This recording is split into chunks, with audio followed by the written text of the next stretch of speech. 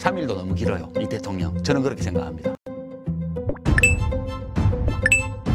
국민의힘이 당론으로 윤석열 탄핵을 반대하고 있습니다. 반란군 수계를 지키려 자신들까지 해산당하고 싶은 것 같습니다. 그런데 국민 여론은 그렇지 않습니다. 리얼미터에서 전날 긴급조사한 여조에 따르면 윤석열 탄핵 추진 찬반 여론은 찬성 73.6%, 반대 24.0%로 압도적 격차의 여론이 나왔습니다.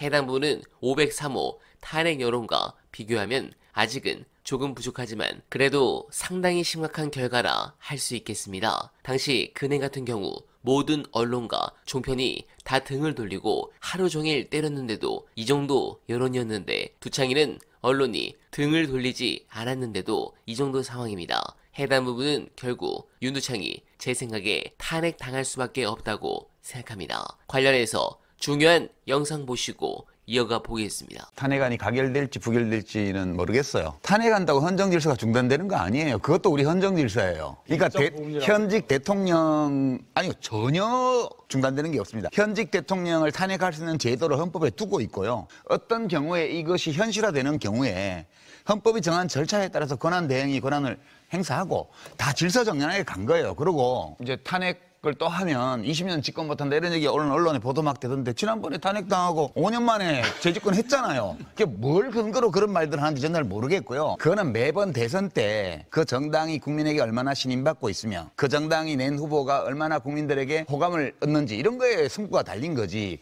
뭔 20년 집권을 못해요. 저는 이제 그런 이야기들이 다 왜 나오냐 하면 놓기 싫은 거죠. 놓고 싶지 않죠. 내가 뽑은 내가 세운 정부인데 정권인데 이걸 우리 손으로 탄핵한다? 이거 힘든 일이에요. 그리고 진보 쪽에서 야당 쪽에서 야당의 힘만으로는 탄핵 절대 못 하잖아요. 기본적으로 현직 대통령의 탄핵은 박근혜 대통령도 그랬고 이번 윤 대통령도 마찬가지인데 집권 세력 안에서 분열이 일어날 때만 탄핵이 가능한 거예요. 그러니까 집권 세력 안에서 보수 세력 안에서 일정 수가 일정한 비율로 나라를 위해서 이 대통령을 끌어내려야 된다라고 판단했을 때에만 탄핵이 돼요. 그러니까 지금 이번 탄핵안도 마찬가지인데 저는 그렇게 보는 거고 탄핵 안 되더라도 탄핵안을 낼 필요는 있다고 저는 보고요. 네, 공감합니다. 그리고 어제 한동훈과의 긴급회담 관련해서 보도가 많이 나왔습니다. 정리를 해드리면 TV조선의 보도에서 한 여권 관계자는 대통령이 단순 충격요법이 아니라 사직생의 각오로 비상계엄을 선포했다며 본인 거취 문제까지 심각하게 고심하는 상황인 것으로 안다고 전했습니다. 이걸 보면 설마 하야 이렇게 생각할 수 있지만 지지율이 1%라도 내려올 생각이 없는 두창이가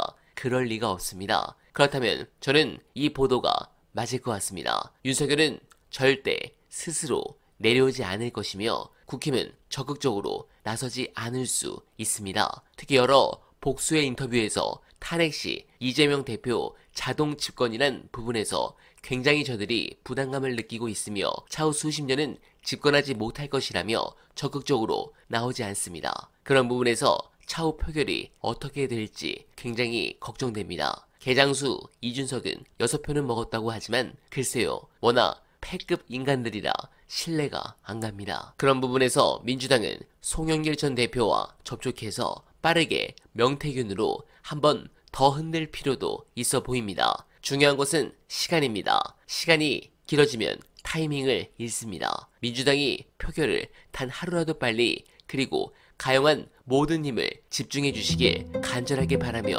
어날바는 오늘도 최선을 다하겠습니다. 여러분 고맙습니다.